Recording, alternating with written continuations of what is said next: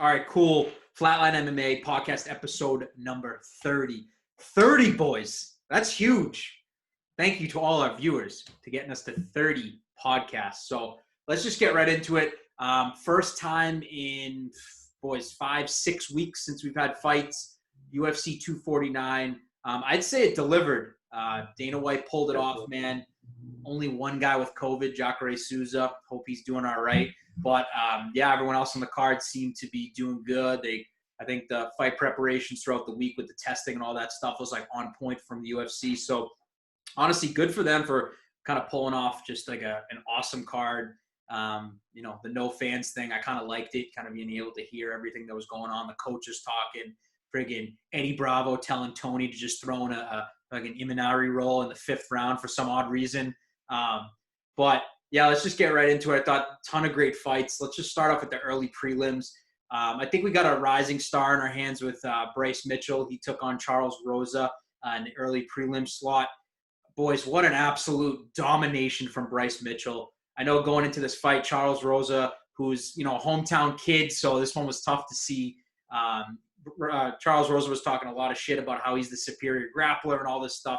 And Bryce Mitchell, dude, I read some stat that Bryce Mitchell had, like, I think it was 14 minutes and 3 seconds of control time for the fight. All Bryce Mitchell in this one, unanimous decision. This kid's getting better every time he's stepping onto the mat. So what'd you guys think of Mitchell? 30-24. 30-20. I've never even seen that before. Yeah. But what'd you guys think of Doug Nasty? Yeah, I mean, he was just all over him. I mean, he looked good. And I think part of it, too, is Rosa didn't change up his game plan at all in the second and third. Like, when he came out in the third with the spinning back kick and he got taken down, it's just, like, such a risky move, like, when you want to keep the fight on the feet. Yeah. But, yeah, he was just submission attempt after submission attempt. He was just smothered him. He gave him no room to have any type of offense. Actually, I'm kind of curious to see how many twisters did you put in? Yeah, no.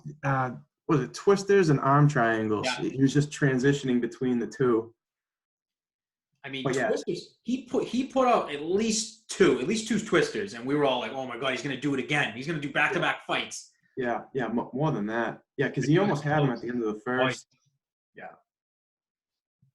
I was looking at the scorecards, the official ones. There was 2 30-25s and then a 30-24. Insane. That's like, you can't get any more dominant than that. Like, it's insane.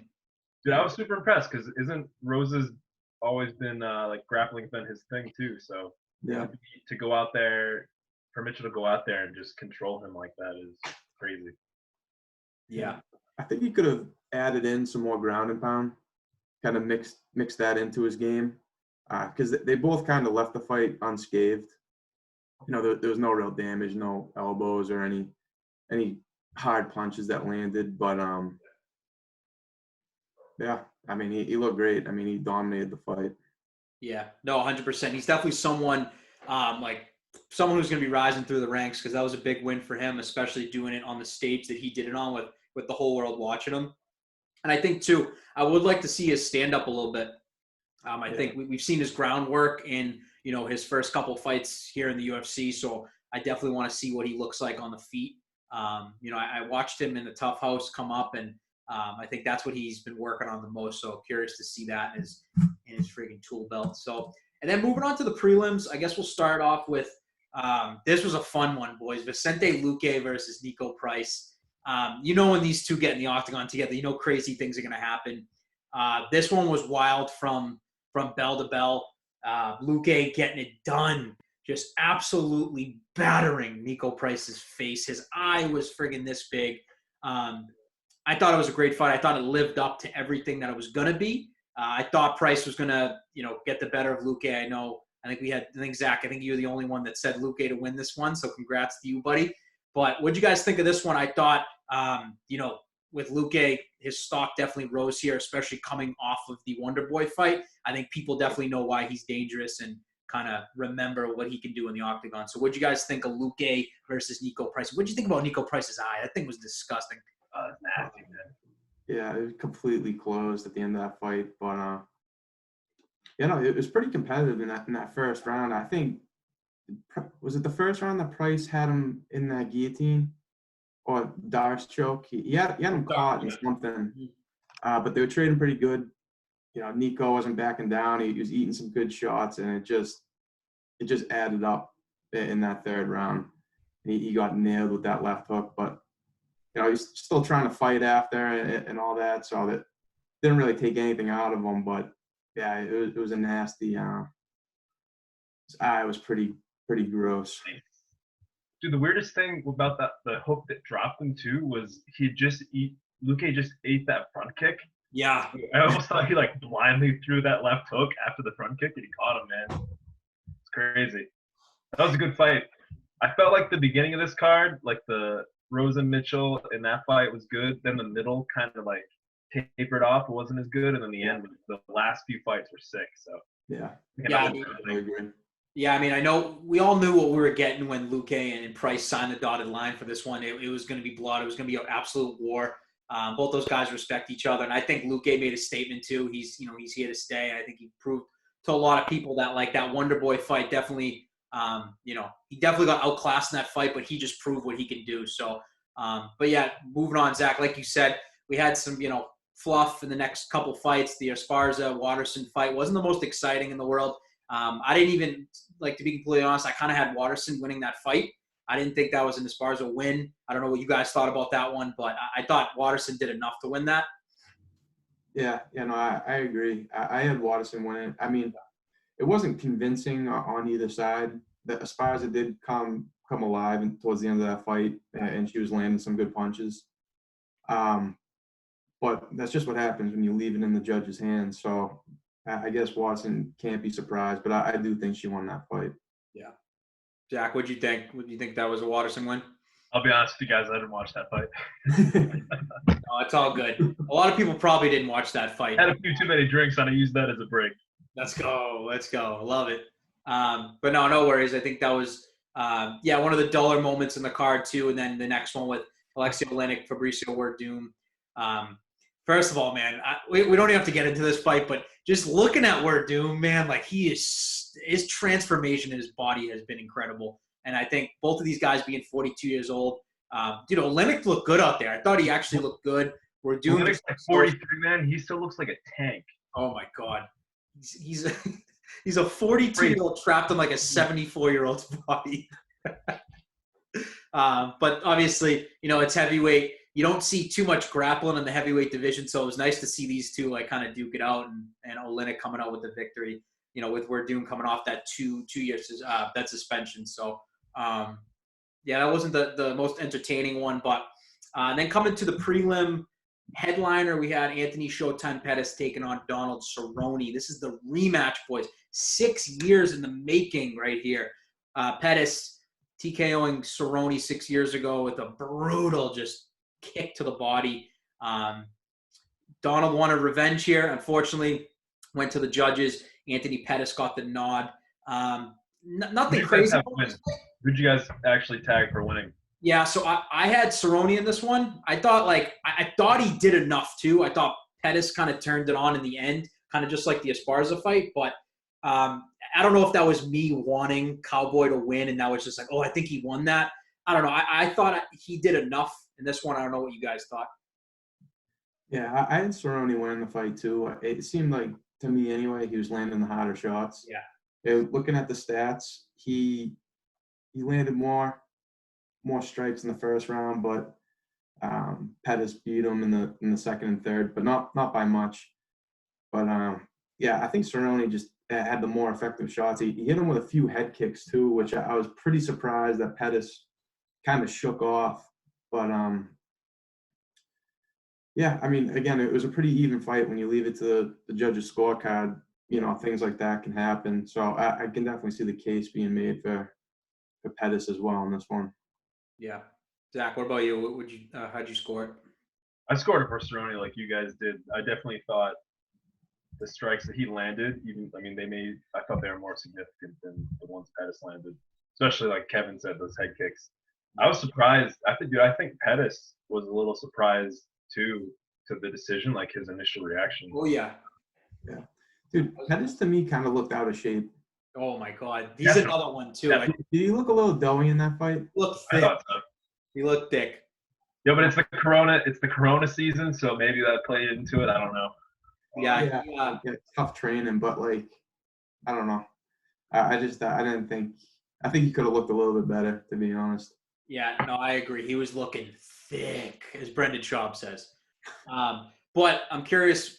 I don't want to spend too much more time on this, but like with Cerrone being on a 4-fight losing streak, where does he go from here? Like he just fought Pettis, right? He just fought 3 of like the most dangerous men in the UFC. Got knocked out, right? Where does he go from here? Do you think? I know he's a madman. He's going to continue fighting, but like, at what point does he say like, all right, maybe I can't keep up with like this level of competition any longer? I mean, he looked good in that fight. He didn't get the nod, and that's still losing 4 in a row. So what do you guys think Cerrone should do next? I hope they give him like he's done the UFC so many favors. I just want to see him at this point. Like he's not gonna make a run for the title. No. Based on his last losses. So give him fun matchups that are winnable for him, so we can just watch entertaining fights. Like I love seeing Cowboy, in a barn burner of a fight, but I like to see him win too. So give him someone that he like not like a give me matchup, but he doesn't have to fight the top of the division anymore. Like the Pettis fight was kind of like in that situation, but I'd love to see him get some finishes, let him go out with that, put him in some fun fights. That's what I say. Yeah. Where he's not going to get fucking brutalized. Yeah. No, I was glad. I know when we first did the preview for this, we were kind of like having like, oh, Pettis early knockout or whatever. But I'm glad it went the distance, just because like I feel like Cerrone didn't get damaged as much, and like obviously we know what happened in his last fight. So yeah, maybe someone like a Condit or like someone like that who is kind of on a skid as well. I'd like to see a fight like that. But obviously for Anthony Pettis, he's kind of got unlimited options moving forward. He's kind of like one of the guys in the UFC. He's going to fight anytime, anywhere. So there's plenty of options for him. So moving to the main card, I mean, boys, you don't get a better of a main card than this. I think other than the first fight, the Greg Hardy-Yorgan De Castro, which was kind of a doozy, Greg Hardy getting the nod in that one, which I'm not even going to get into that. Let's just get right into Jeremy Stephens taking on our hometown boy, Calvin Kattar. Boys, what a knockout. Calvin Kattar with one of the most vicious elbows I've ever seen in my life. That was like a Matt Brown on Diego Sanchez type friggin' elbow. How did Kattar not get a bonus for that? Because that was ridiculous. So Calvin Kattar. That just shows how good the card was that he didn't get a bonus for that. Exactly. One of the most vicious elbow KOs you ever see. And to someone like Jeremy Stephens, you haven't seen Jeremy Stephens get like, that was a KO, but the time he got TKO'd versus like Jose Aldo with the body shot, like that was bad, but no one does that to Jeremy Stephens. Kattar made a statement, and he just set himself up for absolutely massive fights ahead, putting friggin' Boston on the map in the UFC world. What did you guys think of Kattar? Because, I think he definitely in the first round definitely came out slower than he'd like, but then he came out in that second round. Holy shit, he looked good, man. His boxing is so crisp. What did you guys think? Yeah, no, he looked awesome.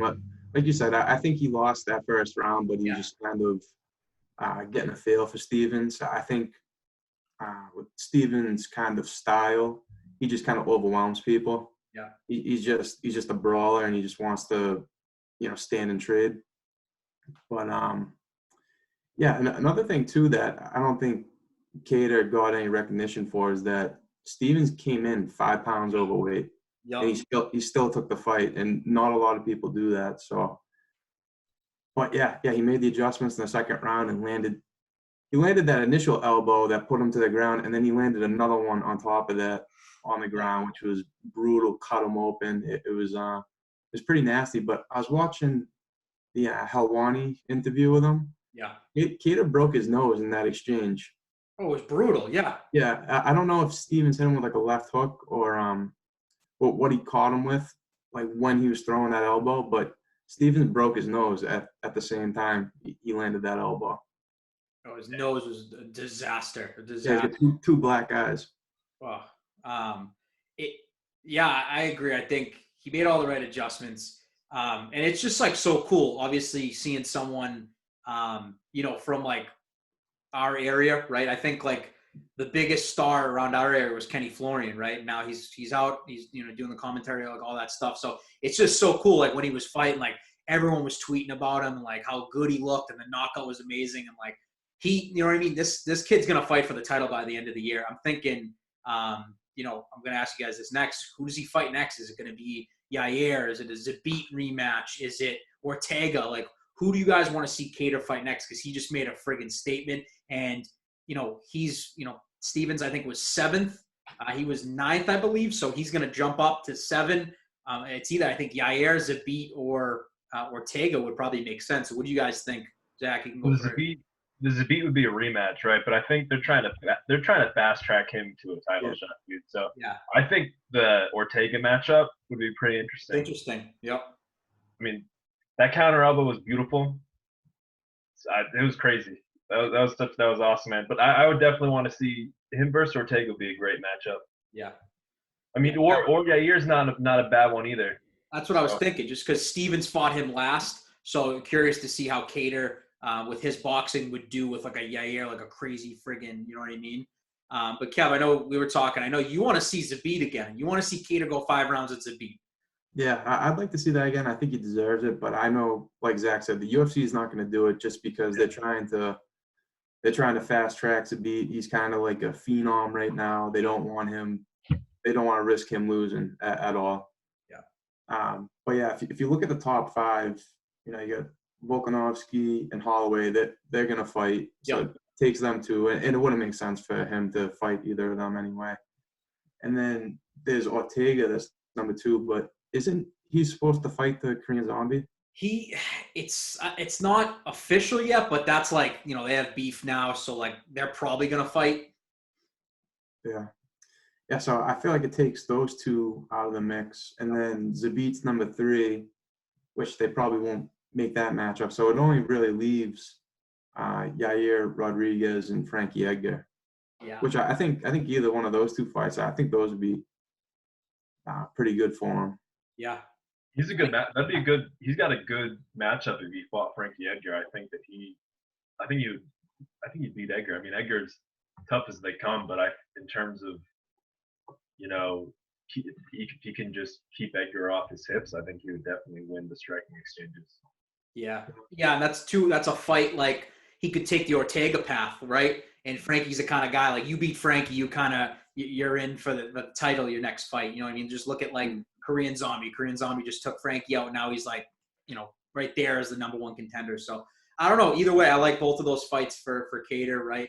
I think he really showed on the biggest stage like how good he is, and I think a lot of people know his name now, because I think a lot of people before like knew him from the Zabit fight, but he lost, so that kind of pushes you back a little bit. But I think him fighting on this card literally helped everything with him.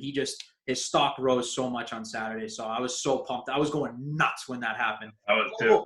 You don't land a more perfect elbow. Like that was crazy, man. And just to see like Stevens on the ground, like he wasn't moving for a little bit. He was shook. And he finally got up. He was all wobbly. I mean, you usually see Stevens doing that to people. You don't see that happening to Jeremy Stevens. So, dude, Kattar has KO'd some tough. He KO'd Lamas and he KO'd Stevens.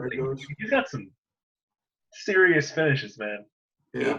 He is the real deal, man. He put in Boston on the map. So super pumped to see what the UFC does, especially with Dana White, like loving Boston guys too. So like, like I love seeing like Calvin Kattar like get paid and stuff too. And he obviously got 30% of Jeremy Stevens' purse because of the whole weight thing. So friggin' awesome. So I'm pumped. Both of these guys, obviously Stevens is like going to still get a big fight. His next fight, he's been in the UFC. He has 33 friggin' fights for Christ's sakes, or whatever it is. So, and then Kattar's obviously setting himself up for a title shot, hopefully by the end of the year, which will be awesome. So, fun fight. Can't believe he didn't get a bonus, which is insane. Like you said, Kev, that just proves how good this card is. And then speaking of just ridiculous knockouts, next fight, heavyweight matchup. I'm only going to talk about this for 20 seconds because that's how long the fight lasted. Francis Ngannou, Jairzinho Rozenstruik. We knew this fight was going to end in a knockout. Were you guys surprised that this ended in 20 seconds? Also, does this prove that Francis is this like Mike Tyson-esque figure, or because we have not seen his game evolve, like, do we even know how good he really is? So I'll let you guys fucking take this one. Yeah, I mean, like the way he came out, it wasn't the most technical approach. Chin up. So like you can't really. I don't know. I feel like to know how good he is, you have to see him get past that first round. I mean, I don't know. I feel like he just has to face some adversity like he did in the Stipe fight. But nobody's given that to him yet. I mean, he's finishing fights in under a minute. Most of them. His last 4 fights have totaled 2 minutes and 37 seconds. That is insane. Yeah, it's ridiculous. I don't know how you prepare for a guy like him, because it's just one shot is putting you out, and you got to be on your P's and Q's with him. Stipe did something right? Yeah, I mean, supposed to show you how good he is. How good Stipe is. Yeah, Stipe was able to take his shots. He was able to actually box with him. Yeah, he had some good striking exchanges. You're right. He was able to outbox him, and he just wore him down. He was able to take him down, wear him out, and just had him tired the rest of the fight. I mean, he just looked gassed. Yeah. Throughout the third, fourth, fifth, but yeah, I don't know. I mean, especially like when you're winging like that, so wild that I don't know. I don't know how you deal with him. It's just like at this point, he's taken out. His resume is starting to look incredible too. I mean, he's got Cain Velasquez on there. He's got Junior Dos Santos on there. There's no one else for him other than Stipe or DC. There's nobody else in that division. Tell me this right now. I don't want to see DC versus Francis Ngannou. DC went on the Helwani show today and goes, "You think I'm going to trade with Francis?" He goes, I will shoot from the end of the octagon, take him down, and submit him. I want no part of that. And I don't want to see a fight like that. I want to see – I think you book Francis Stipe too. See if Francis has evolved as a fighter. Obviously, Stipe has got knocked out by DC, came back and avenged his loss. Maybe Stipe's chin's not the same. Who knows? But I'm just saying, like, I think the only fight to make, obviously, like, I want to see the trilogy with DC Stipe, because that's going to be the greatest trilogy ever in heavyweight MMA history. But, dude, I want to see how good Francis is, because he has this persona. Like, he wasn't even sweating on Saturday night. It lasted 20 seconds. How is he supposed to sweat? Like, and I was just watching the slow-mo replay of it. He's windmilling. Like, I swear to God, he closes his eyes and he's just like, it's incredible. And like Jairzinho, I mean, how did he get up from that shit? Like, that was fucking bad. Oh, dude, they had to help. They had to help him out of the cage. Why you see that? Yeah. I mean, he looks like he was okay, because he sent that got that photo with Ngannou after. But damn, that was almost as bad as the over-ream uppercut, man. Where you like, they're gonna be okay. It was that hook against the cage too, which made it like 10 times worse, because you could see his head like go back against the cage. It's there's just a lot of unanswered questions with Francis, because it's like he fights, you know what I mean? No one wants to fight the guy, and when you do fight him, all you see is the first round. And it's like not even the first round at this point. You're seeing the first minute of the fight. And it's like, we knew this was going to happen. We knew it was going to go one of two ways. I'm just happy that he wasn't gun shy like the Derek Lewis fight. Like, he came out, he wanted to put on a show. So, but yeah, I think the only fight you can make, I don't want to put him up. I don't want to put him up against a wrestler. I want to put him up against Stipe again, just to see what the outcome is. I think in that Stipe fight, what did he win round 1 and then he got blown out? I wouldn't even say he won round 1. I would say that Stipe had him like swinging in the air with some feints, and I think that Stipe won. You think he swept that fight? Yeah, but I mean, it's not like a complete domination in the first round. But I don't know, dude. I thought that even in the striking exchanges, Stipe won. I think I would rather see that rematch than the DC Stipe 3. You know? Really? Yeah. I mean, just I want to see how someone deals with. I don't think we haven't seen Ngannou improve like you guys said. But I would love to see how Stipe handles him again. Yeah. What do you think it does numbers wise? Which fight does better? Oh, the DC Stipe 3 Yeah. probably, because DC is But- better than Ngannou. But now it's interesting because I think Saturday night brought a lot of new fans, and a lot of people are like, okay, this guy's the Mike Tyson of MMA. Like, he's knocking everyone out. So I don't know. Maybe the Francis fight is putting more money in Dana's pocket than DC's final fight, because think about it. If DC wins the belt, he's just going to have to vacate it when he retires, and then it's probably going to be Stipe Francis anyway. So it kind of doesn't matter, to be honest. Yeah. So I don't know. I don't know. They got to book that fight soon, though, the Stipe DC one, because Ngannou is just going to be waiting around until that fight happens. And he has to wait for them to recover to make that next fight. So it's going to happen soon.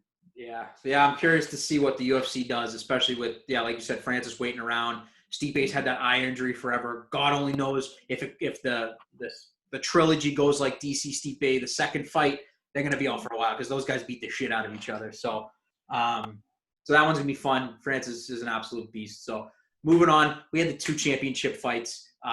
We had a good one. Co-main event, Henry the Messenger, Triple C, whatever the hell he's called, Cejudo, taking on Dom Cruz. I'm gonna be honest. Like, this one, it's obviously disappointed because I thought Dom looked slow. I thought his movement just, I don't know. I think Henry just kind of had an answer for him. I think Dom did pretty well in the first round, but then Henry kind of just like formulated the movements in his head and was like, everything that Dom was throwing at him, Dom doesn't have power, so that's what made it tough against a guy like Henry. Henry with the vicious knee, KOing Cruz in the second round. I wouldn't even say it's controversial. I ended up watching it again. Yeah, there was 10 seconds left, but Dom took like 11 unanswered punches to his face. So I was fine with the stoppage. At first, I was kind of like, oh, they should have let it go one more round. And, Dom Cruz coming out saying, Keith Peterson reeked of alcohol and cigs, like trying to make excuses. So what do you guys think about this one? And then what do you think, obviously, about Henry Cejudo just saying he's retiring? I know we have other thoughts on that, but what do you guys think of just the whole co-main event there? Yeah, I think Cejudo pretty much had him figured out that entire fight. I mean, he had a game plan in mind, and he executed, and he got the win. He was doing those leg kicks, trying to slow him down. It did seem like it was bothering Cruz a little bit. Yep. And yeah, he ended up getting that knee in the second round, which I don't think his intentions was to throw it as a knee. I watched that a few times too. Like, the way he was swinging it, it looked like it was going to be another leg kick. Yeah. But the way that Cruz kind of jumps around and like how he ducks his head when he throws a punch like this, I think just everything was timed perfect, where Cejudo's knee was right there as Cruz's head was going down. But yeah, I mean, there was, at that point, there was 10 seconds. The bell went. There was 10 seconds. Yep. I think Cruz could have lasted that 10 seconds to see, a round 3. Yeah. But yeah, then again, I mean, he did take a lot of punishment, during that time. But there's an extra 2 seconds before, whatever. I mean, it's not the ref's responsibility to. I mean, it is the ref's responsibility to ensure the safety, and Cruz shouldn't have put himself in that position. Yeah. Yeah, exactly. And obviously, like, you don't want to see a guy like Cruz, who's someone who's taken like very little damage in his career, take a beating like that on the ground. You know what I mean? Obviously, the Cody fight, he took a lot of damage coming back from 4 years and taking on Cejudo, who's looking at his best. So, yeah, no, I agree. I kind of watched it. I was fine with it. It could have went on to another round, but I think it just would have been the same result, man. I think Cruz, was looking slow. I don't think he looked out of shape at all. I think he's just like, he definitely isn't the same. You know what I mean? I think, definitely a tough test for him coming off 4 years.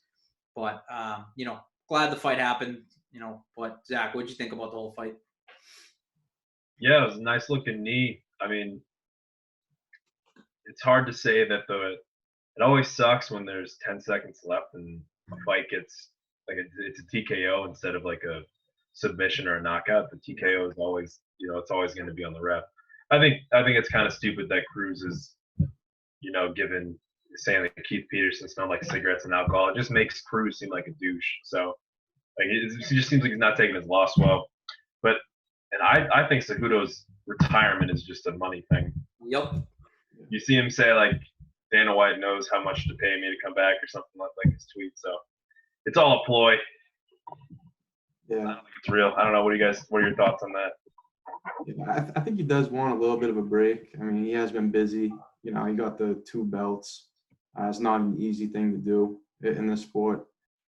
And, at this point, he can kind of call the shots if he wants to step away for a little while.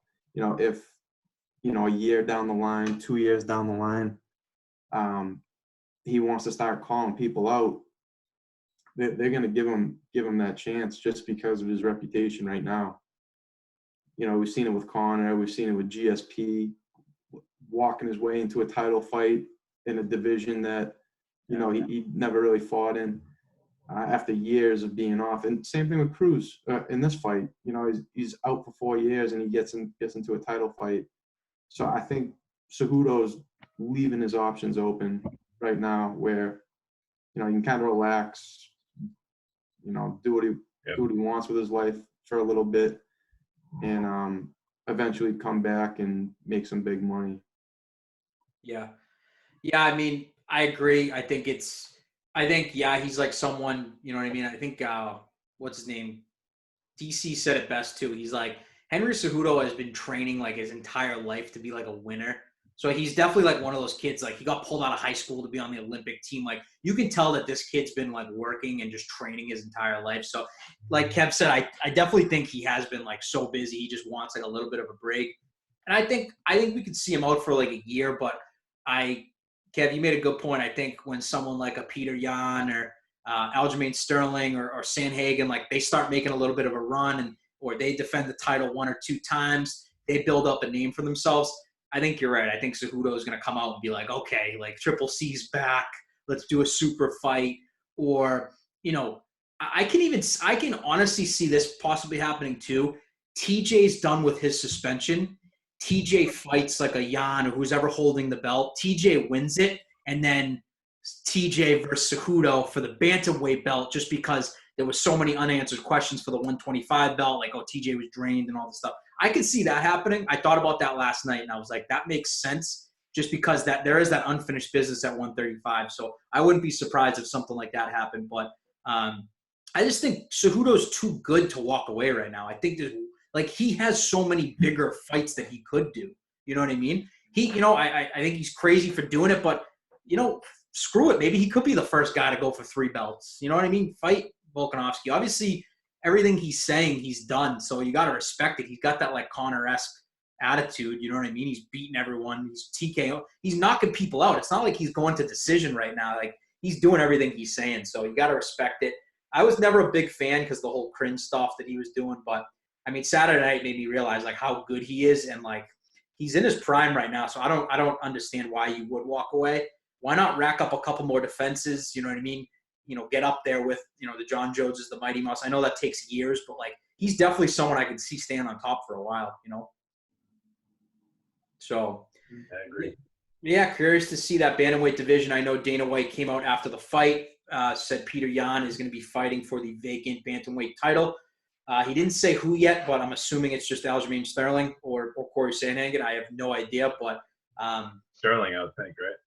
I'm assuming. I don't know why he didn't say it. That's why it was weird, but those two are going to fight apparently like pretty soon. So there's going to be a new bantamweight king. So we'll see that. That's going to be exciting. I think Peter Yan's a beast. I think Sterling's a beast. So both of those guys are definitely deserving. So we'll see what happens there. And then let's just get to the main event, boys, because I'm still like in shock about this. I don't think a lot of people saw this coming. I think some people did. I know we definitely did it, but Justin Gaethje, Tony Ferguson, interim lightweight title. Boys, Justin Gaethje just dominated Tony Ferguson. I don't even know what to say. Obviously, Tony's one of my favorites. Justin's one of my favorites. I really thought Tony was this like, unbeatable figure on this 12-fight win streak, that he's the boogeyman. He was gonna cut up Justin with the elbows. He was gonna do everything. I'll let you guys take this one, but what did you think about the flawless performance by Gaethje? What did you guys think about the fight overall? Because it was obviously everything that everyone wanted. There was blood. It was, I don't know how Tony's was still standing in that fight, but like it had everything. So what did you guys think about the performance in the fight? Yeah, it was just awesome just to watch. I mean, it was incredible. So some people are coming out saying that Ferguson didn't look like his old self, but I think the difference was how hard Gaethje hits. I mean, the output was pretty much the same. I think if I were to guess, I would say that the amount of punches and kicks and whatever they landed per round was pretty even. Yeah. It was just Gaethje was just getting the better of him. He was landing harder shots, and he was really, putting some damage on his eye. But yeah, I mean, Gaethje won pretty much every single round. But he was hammering him with shots every single round. First, second. Ferguson had that uppercut at the end of the second. But that's really the only moment where you see him get the better of Gaethje. Yeah. I mean, he did land a lot of shots, but they weren't to the degree that Gaethje was landing. Yeah, man, I think Tony's a big pressure fighter, and I think the biggest answer to a pressure fighter is to make them afraid to close the gap. And Gaethje did that with his power, man. I can't believe Tony's chin. First of all, that is unbelievable. I don't think he's human. No. But it just reminded me of, like Matt Brown when he went on that tear was another crazy pressure fighter. And then I remember when he went up against Robbie Lawler, Robbie Lawler was just swinging. And then for the rest of the fight, Matt Brown wasn't his normal, like, closing distance pressure fighting self. I think same thing here. Gaethje just shot. I think he surprised Tony with how hard he hits. I mean, Tony's a madman. He was still throwing strikes, but I don't think the pressure was the same. I think Gaethje just kept him off, and I can't believe that Tony lasted till the fifth round with some of the blows he was eating. I hope it's not like a career-changing fight with how much damage he absorbed, but It was unbelievable, man. And Gaethje on the defensive looked good. Like he wasn't just doing like the cover up stuff and He do it. swing like he did in his earlier career. He looked good. He looked sound. His power is. I can't believe. I just can't get over that Tony ate so many shots.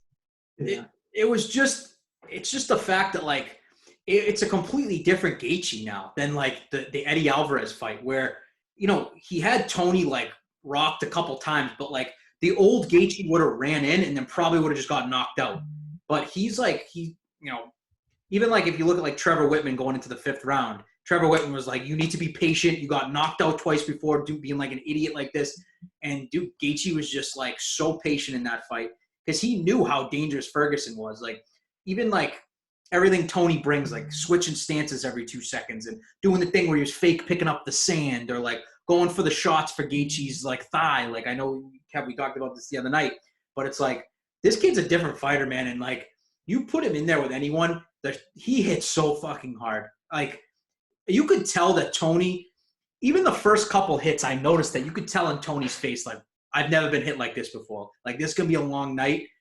But I also did think that Justin was going to gas out after the second and Tony was going to take it. But, dude, how about Justin Gaethje with the cardio? Wasn't even breathing heavy in the fifth round. Got to give it up to him. But it's crazy. I just, like, I don't know, Kev, you can go into it too. But I don't know. I just think overall this kid's such a different fighter. And for him to go up against the boogeyman like that and put on an absolute beating, he did not have one mark on his face. He came out of there unscathed, really. Yeah. Yeah, no, it's like he's got all the attributes to be a champion in this. And all he was missing was some discipline. Yep. Not to say that he's not training hard or whatever. It's just in the fights, he just kind of, throws caution to the wind and gets into these firefights that really aren't any good for him. But in this fight, you see him disciplined. He wasn't, like you said, he wasn't going for the kill when, there were a bunch of times where it looked like he could have rushed in and finished the fight, but he stepped back. He was more of a defensive fighter, and he had more defense than he normally does. I'm not saying he's a defensive fighter, but he's moving around better, getting out of the way of a lot of Ferguson shots, checking a bunch of the kicks. I think he checked almost every leg kick that Ferguson threw, and he nailed him with a bunch of leg kicks too. That was another thing. He was chopping him down. He took out his legs. Yeah, that's a good point. That's definitely part of why Ferguson. I think it's a big part of why Ferguson wasn't, constantly pressuring him, is because his legs were probably shot. Yeah, man. I mean, Gaethje just looked incredible. I mean, I think if he goes in that same way with Khabib, he could give Khabib a lot of trouble. The only question in my mind is his wrestling as good as everybody says it is? Yeah. I mean, he's an all-American, but you haven't seen him wrestle in any of these fights. Yeah, that was my next question for you guys. It's obviously Gaethje set up a big fight with Khabib. Dana White came out today saying that this fight's happening on Fight Island unless the world goes back to normal, which is fucking amazing. We're talking about, we're all sad that Tony Khabib's probably never going to happen now. Is Gaethje the guy to beat Khabib? Is this it, or is Khabib go? You know what I mean? Is this just another easy win for Khabib? But like you said, Kev, like we've never seen Gaethje wrestle. If you look up some of his old YouTube highlights, you can see him in his amateur days and like beginning of his pro days. But like it's tough to say what he's going to do with a wrestler like Khabib. And I kind of thought we were going to see a little bit of it in this fight, just because I thought Tony was going to like probably take him down, or Tony was going to take Justin down, and we were going to see them scramble. But I don't know. Is Justin the guy to beat Khabib? After seeing the performance on Saturday and seeing how hard he hits and seeing him be like this different fighter, I think there's a good chance. I really do. Yeah, I mean, I don't know. I mean, after that performance, that completely changes my mind on who's a tougher fighter for Khabib. Yeah. Who's a tougher fight for Khabib? Is it Ferguson or is it Gaethje? I'm kind of leaning towards Gaethje right now, to be honest. Yeah. It's just that wrestling. I don't know. I mean, Khabib's wrestling's on a whole other level. He's taken on a lot of all-American wrestlers and put them on their back and kind of done whatever. But I don't know. Is Gaethje different? Is he going to go in with a different game plan? I think that Tony is still a better matchup for Khabib than Gaethje, just because Tony. I don't think Khabib's ever been in the guard of someone like Tony in terms of the output on the ground, and I mean, just like he broke Kevin Lee on the ground, I still think that Tony in that sense is a better matchup, and I think he is better on the feet than Khabib. But you're right, man. It's Khabib is taken on a lot of All-Americans and tossed them. I mean, I think even Abel, was it Abel Trujillo? I can't even say his name, but he was an All-American wrestler too, right? And he got tossed. He got tossed by Khabib. I gotta look that up. Yeah, same as like T-Bow. He was a wrestler too. He took him on. Think about it. It's even someone like Al. Al's a wrestler. Al Iaquinta's a wrestler. You look what he did to Al. It's like, yeah, Khabib is he's next level. So we don't know. You know what I mean? And Khabib was crazy enough to stand with Conor for a whole round in the third round of their fight. You know what I mean? So I don't know. And then I look at Gaethje and I'm like, Gaethje hits like a truck. Does he hit harder than Conor? We don't know. So it's like, I'm just curious to see him on the ground. That's all we need to know. We've never seen Gaethje on his back. We've never even seen him attempt a friggin' takedown, for Christ's sake. So that's the biggest question. The biggest question was, can Tony beat Khabib? And now the biggest question that Tony's out of the picture is it Justin? Justin's the next one up. That's it. Yeah. Now Zach's kind of changed my mind because, we don't know how Gaethje is off his back. It's almost guaranteed Khabib's gonna take him down. I think it's pretty unlikely that Gaethje's gonna be able to fend off the shot their entire fight. Yeah, I think Ferguson's more dangerous on his back than Gaethje probably would be, and his cardio, I think, would be able to wear Khabib out. Yep. You know, you see Khabib sometimes kind of slow down. I don't see you doing that to Ferguson. So, yeah. It sucks that we're not going to get that fight. It you know, sucks. it sucks so much. I mean, it was a crazy fight over the weekend. But damn, I feel bad for Tony, man. His streak to come to an end on a non-title fight just sucks. Whatever, interim title is a joke. I'm talking about I've always considered him the legit champion, but it just sucks, man, that we're not seeing the Khabib fight. We talked about it. Yeah. This was the biggest risk. Tony could have sat out till September or whenever and fought Khabib. But that's why you got to love Tony, is he was like, I'm going to save this card. I'm going to fight Justin Gaethje, who's probably the most dangerous guy in the division, minus like a Conor or someone like that, like a risky fight for him. And he did it, and he took the risk, and he lost. And, you know, am I going to say the weight cut affected him? It could have.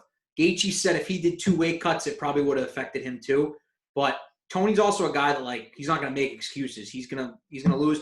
And you know what? I think Tony's going to come back, and he's going to fuck up the next person in line. And then we're going to be talking about if Khabib beats Justin, it's going to be, all right, Tony's back. Let's get Khabib Tony again. But, yeah, I'm just curious now because, like, obviously that kind of takes the whole aura of Tony Ferguson away, like the 12-fight win streak, the boogeyman. I think he gained a shit ton of respect because he took 500 shots to the dome and he barely flinched until like the last punch that Gaethje threw, which he was like, he started shaking his head, but he wasn't even flinching. That was scary to see him shaking his head like that and kind of like limping and jumping around. Like, I don't know. I would have rather almost seen him just get knocked out because like that just like to me said that there's something going on in his brain. That's like that was like Robbie Lawler knocking out Rory. Like it was just Rory took so many punches. The last one it didn't even knock him out. It just it did something to him you don't even know. Oh yeah, Rory's nose went into his brain. That's what happened. And he freaking like it could be the same thing with Tony. Like he broke his orbital, right? I don't know if that was the punch that broke his orbital, but it's scary, man. Once he heals up, who do you guys want him to fight next? So that's the thing that stinks because like ideally in my mind, he would have won this fight, and then he would have fought Khabib, and then Gaethje and Conor would have fought. And I think that's like the best scenario all around for fight fans. But now that it's going to be Gaethje Khabib, which is also a really fun fight, I don't think Conor is a good matchup for Tony. No, do not do that. Counter striker versus Gaethje. Yeah, we'll see. We'll see. And I don't even know. I don't even know if Conor is going to take a fight if it's not a title fight, you know. So it could just leave Ferguson. I don't know who else. Poirier? Yeah, how do you think? What do you think about Ferguson Poirier? Yeah, that could be a fight. Tony's got to heal up though, dude. I don't know how long it takes for a broken orbital. Oh, he's out for a while. He's out. A tough fight. But that's a good matchup, I think. Yeah. No, Kev, I agree with you. It's like the perfect scenario could have happened this summer. It could have been Tony and Khabib, Gaethje and Conor, like a 4-man tournament. Like it would have been awesome. But this stuff happens. You know, I see Tony taking some time off. I really do. I think he took a lot of damage. I think he's going to let things play out. You know, Conor's talking all this shit on Twitter about everyone and their mother. He's saying he's fighting in July for the title, apparently. What question for you guys right now? Would you be surprised if Dana White had Conor skip over Gaethje to fight Khabib just for money purposes? Because Conor's making it seem like he's fighting for a title next. I don't think he can because he's got the interim belt. Like that just, if he were to do that, then that just completely takes the worth of a interim belt away, and then no one will ever respect it. Yeah. No, I Um, know. Dude, they stripped Tony of his interim belt. That's what I mean. This exact thing already happened 2 or 3 years ago. It's like, yeah, doesn't mean, dude, the belts at this point mean nothing, especially when McGregor is around, because they want that McGregor money. So I think it would still be a fun fight to watch as the McGregor Gagey. I think McGregor is definitely a crappy matchup for Gagey, but I would say that Khabib is also a super tough matchup for him too, for other reasons. So well, I don't know. I just It's hard think to say. in Dana White's plans, I think he planned on Tony winning so he could set up the fight with Khabib. And I think obviously everyone, Dana wants to see Khabib Conor too, because that brings in the big bucks, like Bad Blood, storyline, like all that shit. I don't know. I have a weird feeling something's going to happen this summer, and we're just going to see like McGregor Khabib fighting like randomly in like August or September, and like Gaethje's going to be left on the sidelines again. I don't know. I don't know. Sorry, Kevin, go ahead. I feel like it's more likely that they book the Gaethje Khabib fight in July, August, or whenever they can, and Khabib either gets injured, doesn't make weight, or there's some third option that prevents Khabib from making it to fight night, and I think Conor will be there ready. I think that's more likely to happen than Dana pulling Gaethje from the card to fight Khabib. I'd like that to happen then. That's at least moral. You know what I mean? Gaethje does have a belt wrapped around. But, dude, Gaethje said it best. He threw that belt down, and Rogan was like, what are you doing? He's like, I'll wait for the real one. Like, that's a badass comment. Badass fucking comment. And I love Gaethje. I'm, like, happy he won. Obviously, gutted for Tony. But, as long as these guys are active, like, I want to see Khabib active. I want to see Gaethje. I want to see Tony. I want to see Conor just fighting all the time. You know what I mean? That's what makes this sport fun. So I think we're in for a great summer between, whatever happens with Khabib, whatever happens with Stipe with DC, really whatever happens with the bantamweight division. Like, that division's kind of on the uprise right now.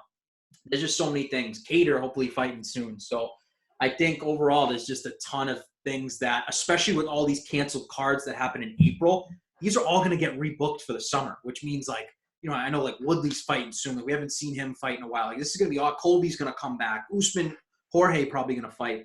There's so many options. I'm just so excited. And Dana's got a ton of options. So UFC 249, boys, success. How'd you like it without the crowd? You think it was awesome? Like hearing those blows land, man. Yeah, that was fun. But I think some big moments were kind of stolen from some of the fighters. Like Gaethje winning. The ones that got knockouts, I think that was kind of stolen from them. And yeah, definitely the main event. Like, everybody would have been on their feet in that arena if they were watching that fight live. Yeah, I did like it because you could hear like the coaches screaming, and like you could hear like even like in Bryce Mitchell's fight, he was like talking to Charles Rose on the ground. Like, it was funny. Like, I thought it was cool, but I agree, a championship fight. And when Gaethje won and there was like no one talking or clapping, it was like the weirdest thing in the world. Dude, I think it was kind of perfect for them too, though, for Ferguson and Gaethje to have a fight like that, just because it's like a dog fight, There's no crowd, there's no cameras, nothing flashy. It's just two dudes fighting with no one around, just a couple cameras. Yeah, definitely The Tony. two craziest dudes in that division. So yeah, dude, lightweight has always been stacked, and now it's crazy. Yeah, I mean, out of this world, that division. So talented. Friggin' Justin Gaethje has 7 fights and 9 bonuses. He's made $500,000 just in bonuses, they said. Like, he's an absolute madman. And he came from World Series of Fighting. This isn't a guy that was like, like he wasn't in like Bellator, like groomed to be like, it wasn't like a Michael Chandler type. He was in World Series of Fighting, undefeated, came to the UFC with all this hype, and like, he's delivered. Like, you gotta like feel for Justin, man. He's like a fucking savage. Like, he took on Tony Ferguson, someone who like no one wants to fight, and he butchered him. I think I'm gonna say it. Justin Gaethje broke Tony Ferguson, and I didn't think I was gonna say that. He broke him. He really did. I think he did, dude. When have you seen Tony? He broke his face, that's for sure. Dude, even the expression Tony had in his face, like there was something like he knew he was in there with a different animal. I really believe that. I think to break somebody, though, you either have to submit them, get them to tap, or you just beat him up so badly. I mean, he was beat up, but I don't think there was any quitting Ferguson.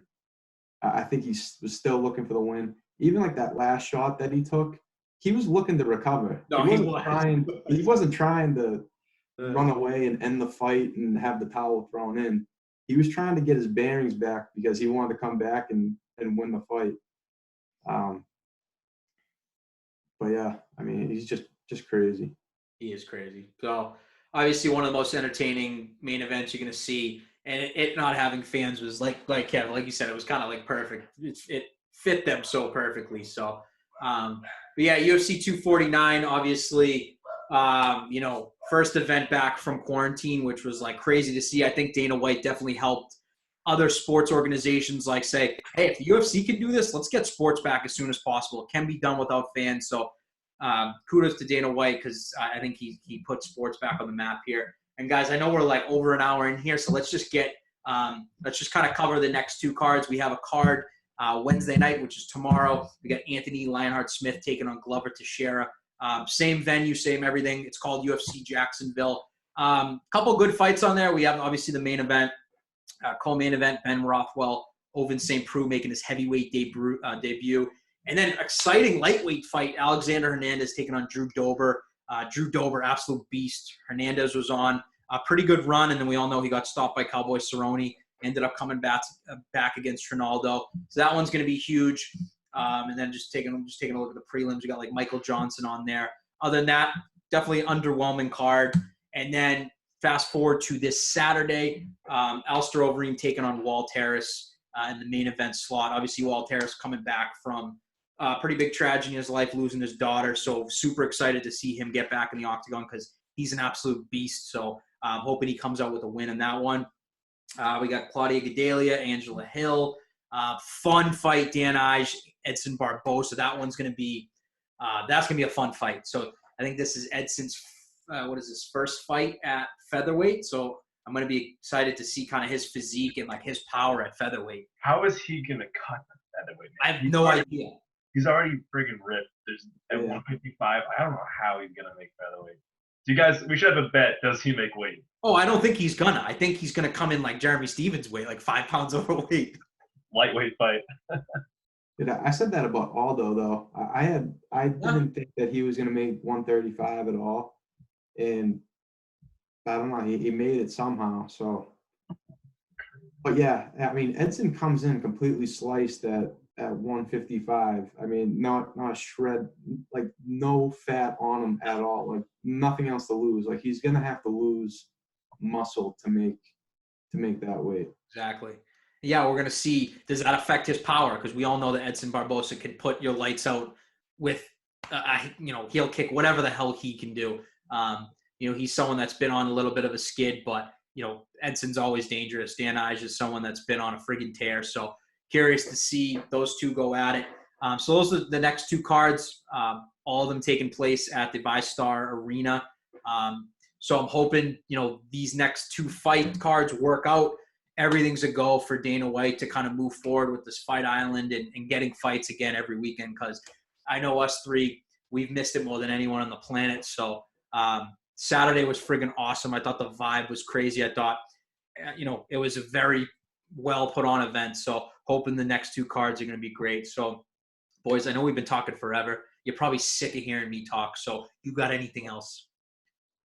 No. Oh, I got one more thing. Oh, he's Best name in the UFC is fighting Saturday, Song Yadong. Oh, Song Yadong. Yep. He's a savage. That's the last thing I got. Taking on Chito Vera. Chito Vera is another one. I should have named him. He's someone that's on a tear right now, too. He's an absolute beast. And I know when he wins, he's going to call out Sean O'Malley. I'm telling you right now. Or is this a featherweight fight? This one is at featherweight, apparently. So I thought he was going to call out Sean O'Malley because they were supposed to fight. So, anything else? No, that's it. All right, boys. Longest podcast of the 30 episodes. It's number 30. We had to go an hour and 7 minutes right now. Let's go. Until next time, Flatline MMA. Peace.